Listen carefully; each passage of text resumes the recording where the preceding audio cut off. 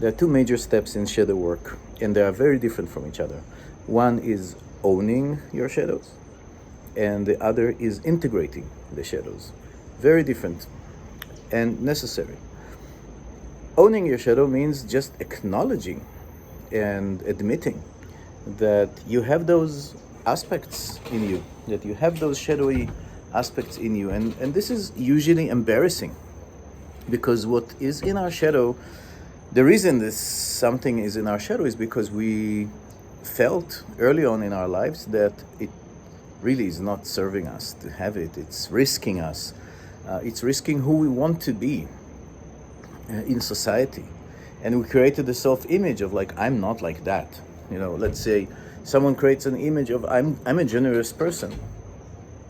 100%. In their shadow, there is the opposite of this, which is the stingy one. And the egotist, the stingy. But they don't like it, so they push it into the shadows. First step is owning your shadows.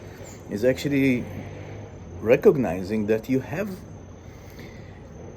the stingy part in you. You have the part in you that is opposite to everything that you know about yourself, and especially opposite to everything that you want to represent yourself with in society.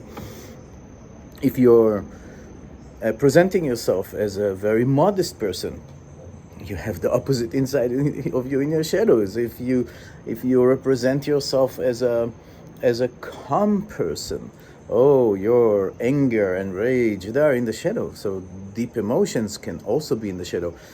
If you represent yourself as a bit dumb because you felt this is safe, it might be that you're genius in the shadow. All kind of things, like the opposite is in the shadow. Recognizing it feels horrible first, because it's like it breaks apart what you think about yourself, and then there is a fear of like, and if people will know this about me, what would they say? Would they still like me? So I better hide it. So admitting it, owning, this is owning it. It's like saying like, yeah, I have those parts in me. Second step, which is the most important one, is integrating the shadow. Integrating the shadow doesn't mean falling under the control of the shadowy part, not at all, but it's actually looking deep inside it with love.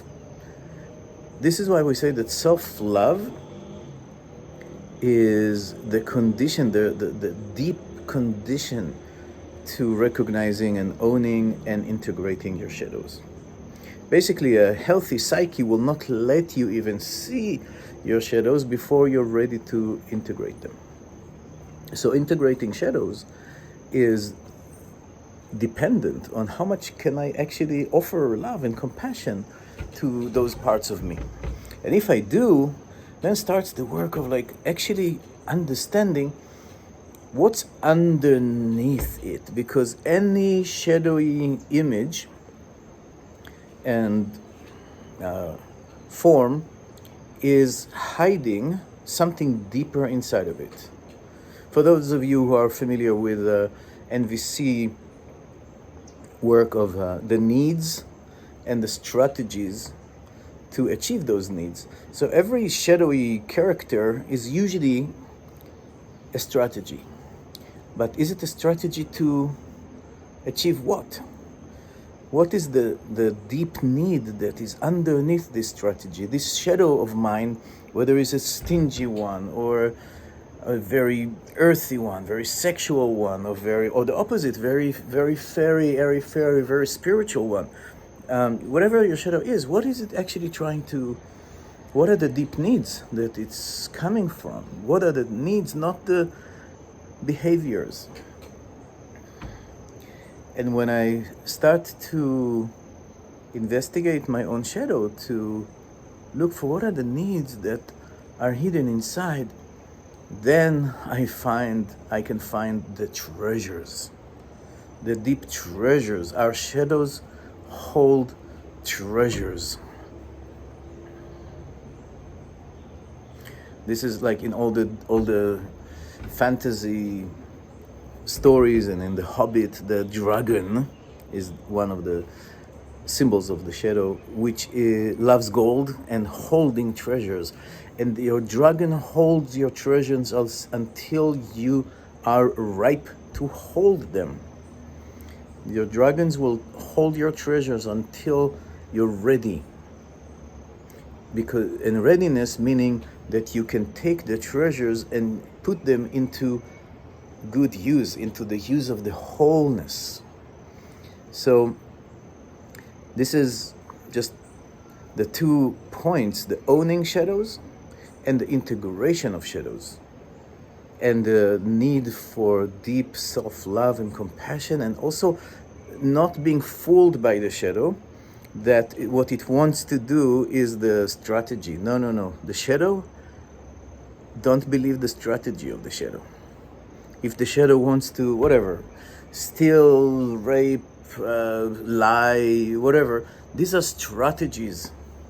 These are not the deep needs of the shadow. And if we are loving towards ourselves and towards our shadows, we can actually understand, like, start to investigate. What are you actually hiding? What do you actually need? When you find this, there's tons of energy, and you can find ways to answer those strategies. When you were young, maybe you didn't have the capacity to find positive strategies to meet those needs. But now that we're older, we can look at those parts that we push to the shadow and say, like, can I answer your need in a way that will be constructive, in a way that will feel wholesome? This is the deep and beautiful shadow work that I love doing with people. I do it with myself all the time, and I love doing it with people in our workshops, in Black Butterfly, and other occasions. Thank you for listening.